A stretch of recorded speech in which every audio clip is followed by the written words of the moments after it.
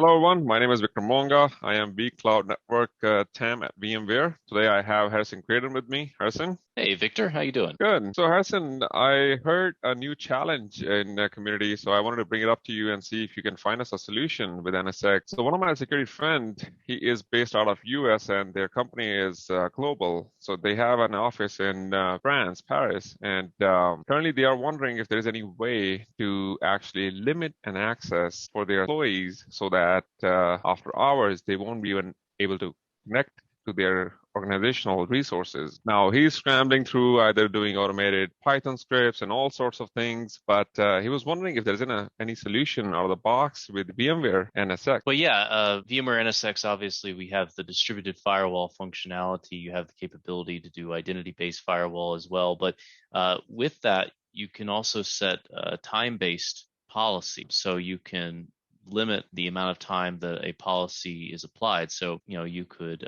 limit the access to certain data center resources that these users might have just by setting up an AD group and a time-based policy in NSX. Yeah, you mentioned a couple of terms in that in those sentences about identity-based firewall. You have used distributed firewall. You've used time-based rules. Can you just give us a quick overview of these terms and how they are differentiated? Are they different products, or is it all compiled in one product with VMware NSX? Yeah, no, it's all they're all features that are available with NSX, and distributed firewall is kind of the base feature, and then identity firewall and time-based are sort of add-ons to that sort of base feature that you have. Distributed firewall is where you have firewalling deployed at the workload layer on the hypervisor layer right in front of the workload. And instead of a perimeter-based security policy, you have a policy that is literally distributed across the data center at each workload, at each VM, at even each container if you have a containerized modern apps environment. From there, identity firewall, you integrate Active Directory with your NSXT manager. NSXT manager is able to read the Active Directory groups. From there, you can use actual Active Directory groups as objects in your firewall rule, as source objects in the firewall rule. And from there, you can say that this particular group of users has access to this particular resources, or of course you can do the opposite and block them from having access to certain resources if you would like as well. And then of course time-based firewall, you can set a timer on how long a firewall rule is applied. It can be something that gets applied and it expires every day, which I think would probably suit the use case that you're talking about, where you're talking about workers every day who are working. You can also just do a one-time time-based policy where it expires one time over a single day.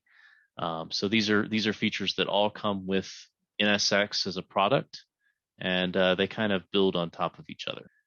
In the scenario that Victor and I were discussing, where you have certain admins that are located in a particular country, say like France, for instance, we were talking about, they have very set hours of days, set hours in the day where they will be working. And beyond that, we kind of want to limit the amount of access they have to the environment. We want to limit the amount of overtime that they could accrue. And time-based firewall is a great way to do that, and to make sure that you're not just limiting access to certain features within the data center and certain applications and certain resources, but you're doing that on a time basis as well, so that the people are working within specified times. This is the same thing could apply for contractors as well.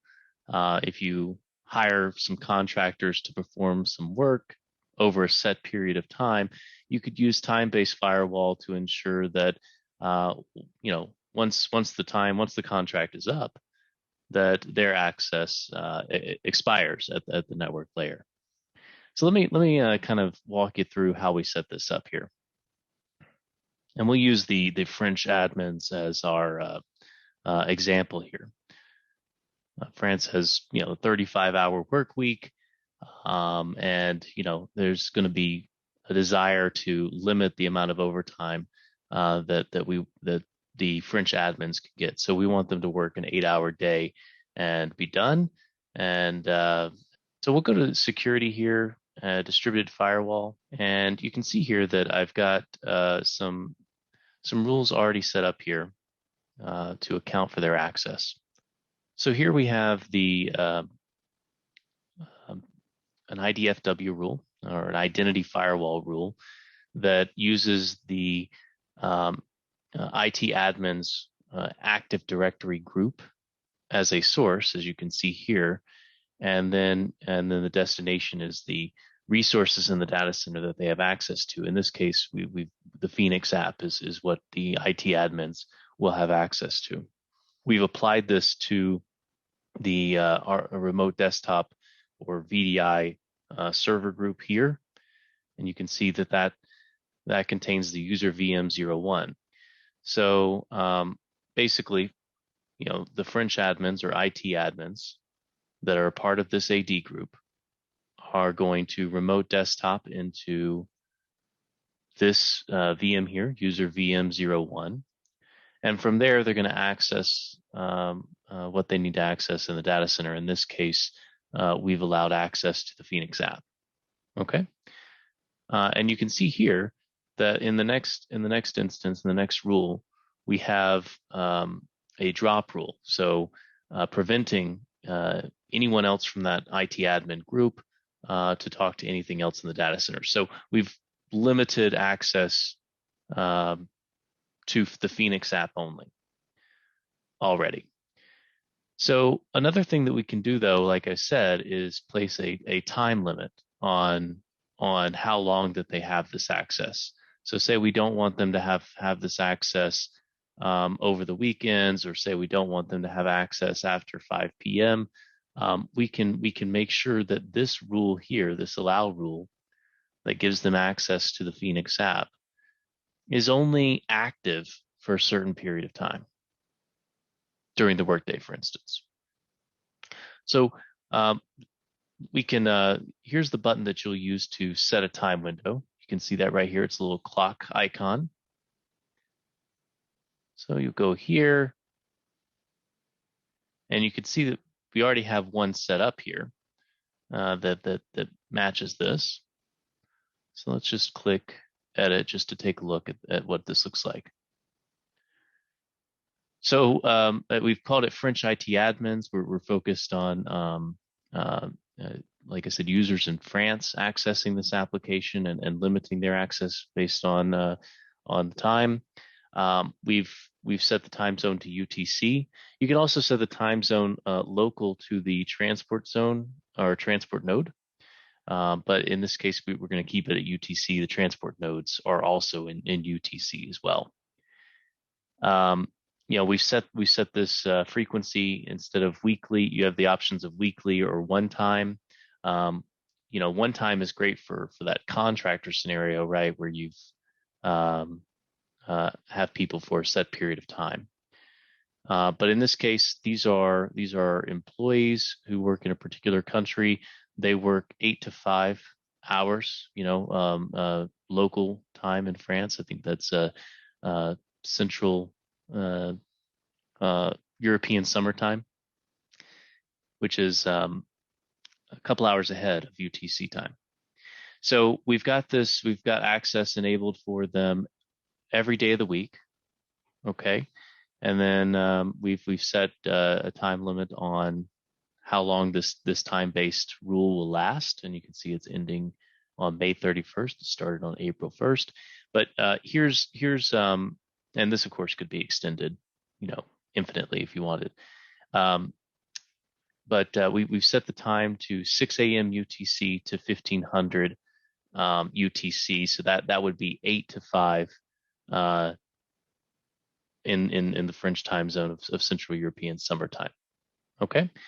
So essentially what we're saying is that this rule only needs to be active from 8 a.m. to 5 p.m. Central European summertime. So at 5 p.m. Central Eastern or Central European summertime, we would expect this rule to be inactive, meaning that the French IT admins would no longer be able to access the Phoenix application. So we're going to go ahead and click save here. Okay. Be sure to select it. You can see it'll show up as selected. Click apply. Okay. You can notice here that the time window now shows up as green because we've actually selected a time window. And then we'll click publish. Okay. All right. So this time-based rule now is active. And again, you can see that from the green icon here. We've published it. So let's just verify that the rule works as expected, right?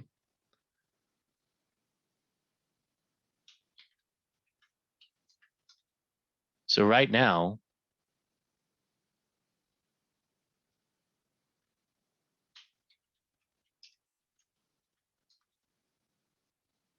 I am right. It's right before 5 p.m.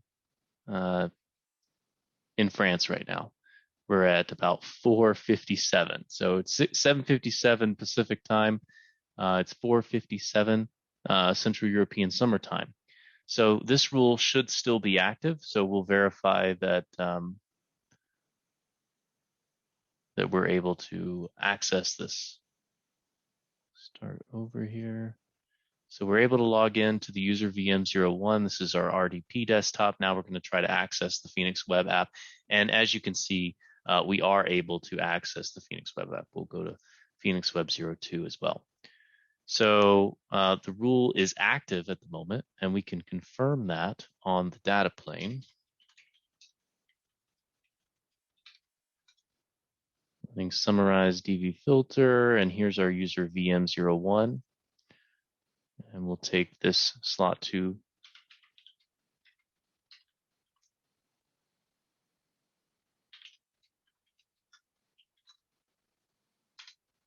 Run vsip get rules -f. And the rule in question that we're looking for right here is this one. Okay, so here's our Active Directory group. Here's our Active Directory group, and we've got the time attribute profile. And you can see that the rule, it states that it's active. So that means that it's within the time window that we've set to allow this rule. In just a moment here, it's going to be 5 o'clock. Our rule is set to expire at that time.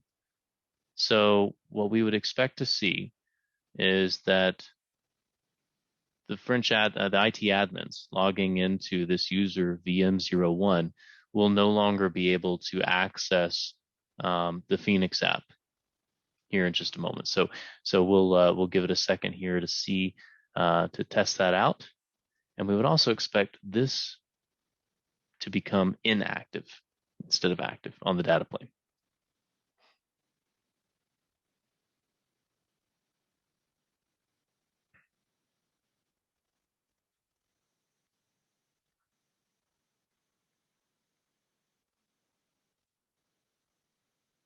Okay. So now you can see that it's 8 a.m. Pacific time. It's now 5 p.m. French time. One thing I should note is that one of the prerequisites to setting this up is to make sure that NTP is set up on your NSX manager, and that the same NTP server in particular is set up on your transport nodes. So in this case, ESX02A and 01A are my transport nodes for this cluster. And you can see that they have NTP enabled, running, and it's set to the same server here. So just to note that that's one of the prerequisites. So now we'll take a look here. We should again expect that the rule to be inactive and us to be unable to access the Phoenix app. So we'll refresh this page here on the user VM01. And as you can see, we're no longer able to connect. We'll try this one as well. And again, we're no longer able to connect. We still have an active session to the RDP server, but we do not have access to the data center resources here, the Phoenix app, that we had access to before. So the rule is working as expected. So let's take a look at the data plane and take a look at these rules again, see if anything's changed. All right, so as I said, now you've got this same rule. You see it still has the time attribute profile attached to it, but now it's inactive because that time-based attribute profile has expired with the time allocated. So this is how you can apply policy, with time in mind, and make sure that you're limiting access as much as possible, preventing people from having access to data center resources and IP outside of working hours, say.